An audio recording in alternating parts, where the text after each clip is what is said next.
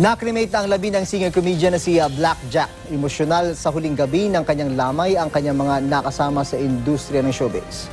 Ang may balita, hatid ni Bam Alegre.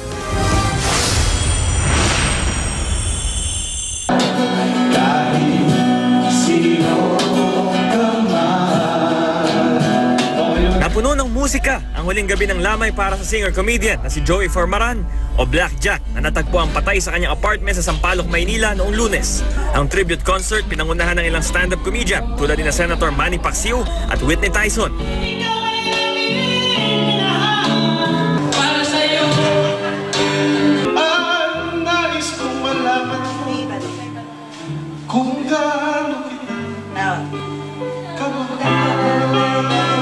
Naging emosyonal naman ang singer-songwriter na si Lito Camo sa inalay niyang mga awitin. Dalawang orihinal na kanta raw ang natapos sila ni Black Jack at tatrabahuin para sana nila ang kanyang album.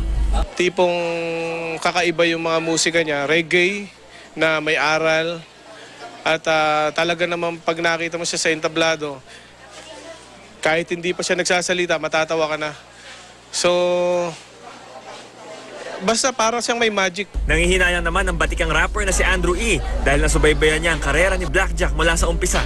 Sa movie ko siya unang na-discover kasi yung extrang hero. So yun ang unang pinagsamaan namin sa industriya. So you know, after that, nung na-discover na siya after the movie, natuwa ako at nagtuloy-tuloy na yung career niya. And then by that time, yung singing career din niya musbong din. Nagpapasalamat naman ang byuda ni Black Jack na si Twinkle sa lahat ng nakiramay. Hanggang ngayon, hinihintay pa rin nila ang resulta ng otopsiya at investigasyon. Naniniwala silang hindi nagpatiwakal si Black Jack.